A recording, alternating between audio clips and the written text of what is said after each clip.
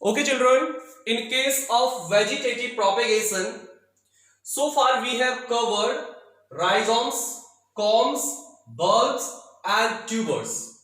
These four vegetative propagules are underground modified stems, okay, which store food, help in vegetative propagation with the help of their adventitious buds, also help in pollination of unfavorable environmental conditions. Okay, so next modified stem is runner. So runners are what? Runners are subaerial creeping stems. Okay, these are subaerial का मतलब see ये जो stem है for modified stems, right? Rhizomes, corms, bulbs, tuber, ये तो modified underground stem है, but जो runner है ये सब एरियल है. एरियल का मतलब ना तो ये टोटली इन हवा में ऊपर की तरफ रहता है ये, ठीक है ना, ओके, और ना ही ये जमीन के अंदर है, सॉइल के नीचे है. तो ये क्या है? ये सब एरियल है. ये सॉइल के सरफेस पर रेंगता है, क्रीप करता है. It creeps over the surface of soil. Therefore इसको हम लोग क्या कहते हैं? रनर्स कहते हैं. इसके एग्जांपल्स है जैसे कि ऑक्सलिस एंड साइनोडॉन. साइनोडॉन डक्टाइलस, जिसको हम दूब ग्रास भी कहते हैं. ओके, यहां पर आप देख सकते हैं इन केस ऑफ रनर्स कुछ प्लांट्स ऐसे होते हैं जैसे ऑक्सलिस एंड साइनोडॉन. उनका जो मेन शूट होता है, मेन शूट, उस शूट के बेसल पार्ट से एक लेटरल शूट निकलती है, एक लेटरल स्टेम निकलता है जो कि जमीन के ऊपर सॉइल के सरफेस पर रेंगता हुआ, क्रीप करता हुआ आगे की तरफ ग्रो करता है. यहां से देखिए, और जहां भी इसकी, जिस भी पॉइंट पर इसकी नॉड डेवलप होती है, विच पार्ट? नॉड, वहीं पर ये नीचे की तरफ रूट्स फॉर्म करता है और ऊपर की तरफ शूट फॉर्म करता है. ओके, तो ये जो बीच वाला पार्ट है ये इसको बोलते हैं हम लोग रनर. क्या बोलते हैं इसको हम लोग? Runner. So runner is what? Runner is a subaerial creeping modified stem that creeps, that runs over the surface of soil. Okay, it grows, it originates, it develops from the basal part of the main shoot, and it creeps over the surface of soil for some distance, and at its each node it develops shoots and roots. Okay, फिर वहां से वो जो नया plant बना है उसके भी फिर शूट के बेसल पार्ट से फिर एक नया ब्रांच डेवलप होगा, नया स्टेम डेवलप होगा, that will further creep on the surface of soil, and at its node it will produce shoots and roots. Okay, so ये जो बीच का इंटरनॉड वाला पार्ट है इसको बोलते हैं हम लोग runner. So runner is what? Runner is a modified sub aerial creeping stem that develops from the basal part of the main shoot. It creeps over the surface of soil for some distance. At its node, it develops roots and shoots. Therefore, it helps in vegetative propagation. Okay? Examples are oxalis and Cynodon ductilis. Okay? Next is suckers. Suckers are what? This is the picture representing sucker. Okay, sucker क्या है? जैसे यहां पर runner में किसी main shoot से एक नया ब्रांच, एक नया शूट डेवलप होता है और जमीन के सॉइल के सरफेस पर क्रीप करता है और उसके नोड पर शूट और रूट डेवलप होते हैं, वैसे ही कुछ प्लांट जैसे कि मिंट और क्राइजेंथीमम में जो मेन शूट होती है, उस शूट का कुछ पार्ट जो जमीन के अंदर होता है. Okay, the portion of main shoot that is inside, that is covered by soil. तो उस अंडरग्राउंड वाले बेसल पार्ट ऑफ शूट से एक अंडरग्राउंड ब्रांच डेवलप होती है, एक शूट डेवलप होता है. ओके, जो जमीन के अंदर ही अंदर हॉरिजॉन्टली रन करता है, and at one point it comes out of soil. At one point it comes out of soil, और जहां पर ये ऊपर की तरफ, जमीन से ऊपर की तरफ आता, उस पॉइंट पर ये रूट्स और शूट्स डेवलप कर लेता है. तो इस स्टेम को मैं अगर यहां से ब्रेक कर दूंगा तो ये नया प्लांट बन गया रहेगी, ठीक है ना. तो ये जो स्टेम है that develops from the basal part, basal end underground part of main shoot, which runs for some distance horizontally under the soil, and at one point it comes out of soil, and the point where it comes out of soil it develops roots and shoot. That stem is called शक्कर. क्या बोलते हैं उसको हम लोग? शक्कर कहते हैं. ओके, बात करते हैं हम लोग नेक्स्ट स्टोलन्स की. स्टोलन्स क्या है? This picture is representing stolon. This is the stolon. So stolons are what? Stolons भी एक प्रकार के हमारे रनर्स ही होते हैं, बट रनर्स तो सॉइल सरफेस पर क्रीप करते हैं, रेंगते हैं, लेकिन ये जो स्टोलन्स होते हैं ये क्या करते हैं? ये मेन शूट के बेसल पार्ट से डेवलप होते हैं और ऊपर की तरफ बढ़ते और एक धनुष की तरह आर्क हो जाते हैं, मुड़ जाते हैं और धनुष मान की तरह एक शेप बना लेते हैं और नीचे जमीन को फिर ये टच करते हैं, और जहां पर भी जमीन को सॉइल को टच करते हैं वहीं पर ये रूट्स और शूट डेवलप कर लेते हैं. क्लियर? तो ये जो बीच वाला धनुष शेप आर्क्ड स्टेम है इसको बोलते हैं हम लोग स्टोलन. ओके, सो स्टोलन का पर्पस क्या होता है? Stolon is formed to avoid the obstacles.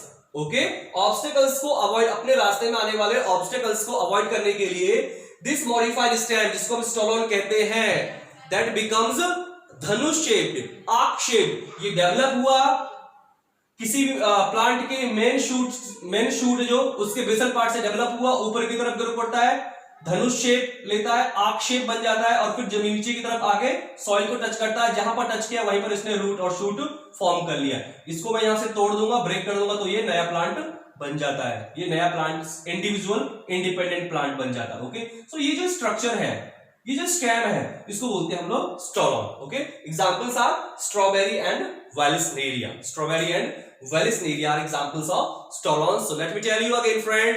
Stolons are what? Stolons are exactly like runners, but केवल डिफरेंस क्या है? रनर्स तो सॉइल सरफेस पर क्रीप करते हैं, पर जो स्टोलॉन्स है ये आर्क शेप बन जाते हैं, धनुष के जैसा शेप ले लेते हैं, यानी कि मेन शूट के बेसल पार्ट से डेवलप होते हैं, ऊपर की तरफ उठते हैं, फिर नीचे की तरफ आते हैं और जहां पर सॉइल को टच करते हैं वहां पर ये रूट्स और शूट्स डेवलप कर लेते हैं. तो ये जो बीच का पार्ट है ये आर्क शेप्ड, धनुष शेप जो स्टेम है इसको बोलते हैं हम लोग स्टोलन.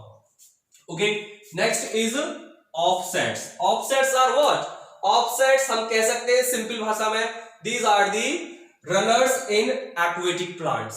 ये तो था runner in terrestrial plants, but offsets क्या है? Runners of aquatic plants. Clear? जैसे कि पिसिया, ठीक है, जिसको हम वाटर लेट्यूस भी कहते हैं, पिसिया और वाटर हाइसिंथ. ओके, ये देखिए, ये जो पिक्चर है ये वाटर हाइसिंथ की है जो कि ऑफसेट मॉडिफाइड स्टेम को शो कर रहा है. ओके, इसमें होता क्या है?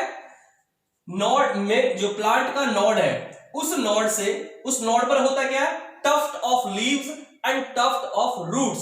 रूट्स का और लीव्स का ऊपर और नीचे गुच्छा होता है, टफ्ट होता है, ठीक है ना? वो जो नोड वाला पार्ट है उस नोड से एक स्टेम निकलता है जो कि पानी के अंदर ही अंदर अंडरग्राउंड हॉरिजॉन्टली रन करता है. So at a node, from a node a stem arises that runs horizontally under the surface of water. Under the surface of water it is running horizontally, और अपनी नई नोड पर it develops a tuft of shoots and roots. Clear?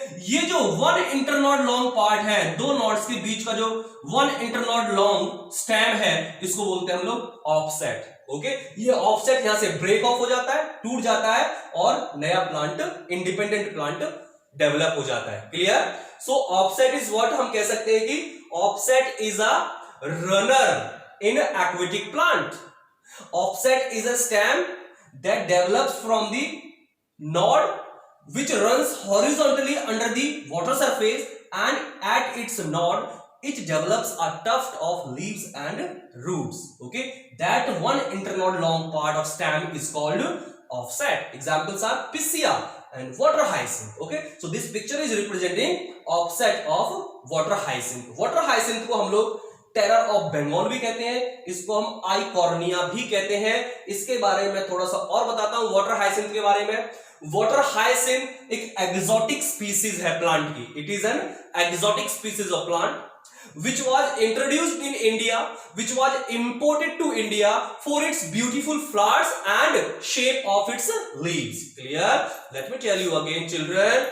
Water hyacinth को हम terror of Bengal भी कहते हैं, इसको आइकॉर्निया भी कहते हैं. It is an exotic species. ये हमारे लोकल या इंडिजिनस स्पीसीज ऑफ प्लांट नहीं है. It is an exotic species which was introduced into India, which was imported to India. किस लिए, किस पर्पज से? For its beautiful flowers and for the beautiful shape, attractive shape of its leaves. इस purpose से, ठीक है ना. लेकिन ये जो एक्वेटिक प्लांट है, ये प्रकार, this is the most invading aquatic weed, you can say. It is the most invading aquatic weed that grows at an alarming rate, that grows at a very faster rate in a standing water body. Clear? And spreads in a very less time. It spreads, it covers the entire surface of standing water body. Clear? और इस plant की खास बात क्या है? It's a very problematic weed. It's a very problematic plant क्योंकि इसका rate of growth बहुत ज्यादा है. ठीक है ना. ये गंदे पानी में, सड़े पानी में, रुके हुए पानी में, हर प्रकार के पानी में ये बहुत तेजी से ग्रो करता है. वाटर चैनल्स को ब्लॉक कर देता है ये. ठीक है ना. और दूसरी बात क्या है? ये वाटर बॉडी के अंदर जो डिसॉल्व ऑक्सीजन है उसको बहुत ही स्पीड से कंज्यूम करता है, और जिसकी वजह से वाटर बॉडी में DO लेवल डिक्रीज होता है. That further affects the life of other aquatic organisms present in that particular water body. और दूसरी बात क्या है? This water hyacinth weed competes with the other aquatic organisms of that water body for oxygen and for nutrients and for other natural resources. Clear? That further deteriorates, that further affects the life of other aquatic organisms and hence cause disturbance in aquatic ecosystem. Clear? And this is very difficult to eradicate this weed. Okay, so this is about the water hyacinth. Okay, and next is bulbils. Okay, this picture is showing a bulbil. Okay, bulbils क्या है? देखिए, bulbils modified birds होती हैं. But कौन सी birds?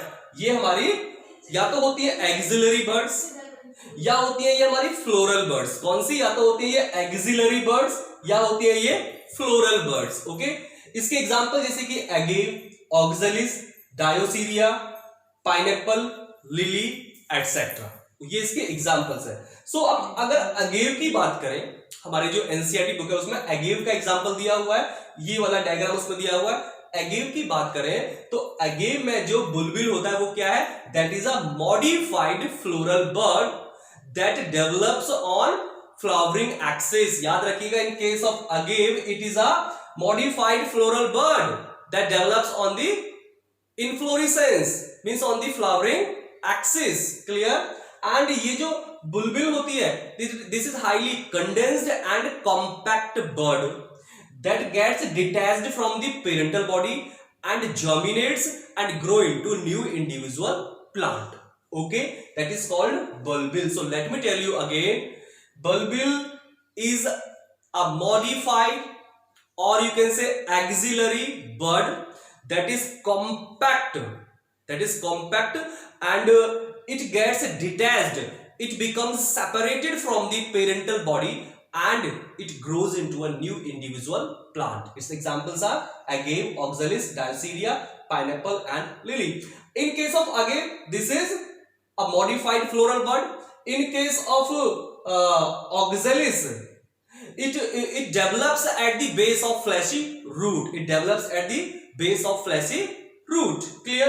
And in case of diosceria, it is a modified axillary bud. It is a modified axillary bud. Okay, बात करते हैं next हम लोग ट्यूरियंस. ट्यूरियंस क्या है? ट्यूरियंस हमारे एक्वेटिक प्लांट्स में पाए जाते हैं, जैसे कि यूट्रिकुलेरिया, जैसे कि potamogeton. Okay, so turions are found in some of the aquatic plants like utricularia and potamogeton. ठीक है ना. ट्यूरियंस है क्या? ट्यूरियंस हमारी ऐसी बर्ड्स होती है which store a good amount of reserve food materials. Okay, so ये हमारी वो कुछ एक्वेटिक प्लांट्स में पाई जाने वाली ऐसी बर्ड्स जिनमें बहुत सारा रिजर्व फूड मटेरियल स्टोर रहता है, ठीक है ना, जो टूट के गिरती हैं पानी में, और ड्यूरिंग विंटर सीजन ये इनएक्टिव रहती हैं, और जैसे स्प्रिंग सीजन आता है these turions germinate and grow into new plants. Clear? So this is about turions. So आप कह सकते हैं turions are just like bulbils, but difference कितना है? Bulbils are found in terrestrial plants, mostly in case of terrestrial plants, but turions occur in some of the aquatic plants. Okay, turions remain inactive during the winter season, and when the conditions become favorable, means when the season of spring arrives, these turions germinate and grow into new plant. These turions store large amount of reserve food materials. Examples are Utricularia and Potamogeton. Okay, so friends, this is all about the vegetative propagation. Okay, अब हम बात करेंगे ये जो हमने vegetative propagation पढ़ा, ये mainly basically दो टाइप्स का जो हमने पढ़ा वो है natural type of vegetative propagation. Natural type का मतलब when vegetative propagation takes place naturally without any interference, without any involvement of human beings, that is called natural vegetative propagation. तो हमने जो पढ़ा अभी तक दो पार्ट्स में, ये था नेचुरल वेजिटेटिव प्रोपेगेशन, और हम लोग नेक्स्ट वीडियो में डिस्कस करने जा रहे हैं artificial vegetative propagation. Okay, thank you.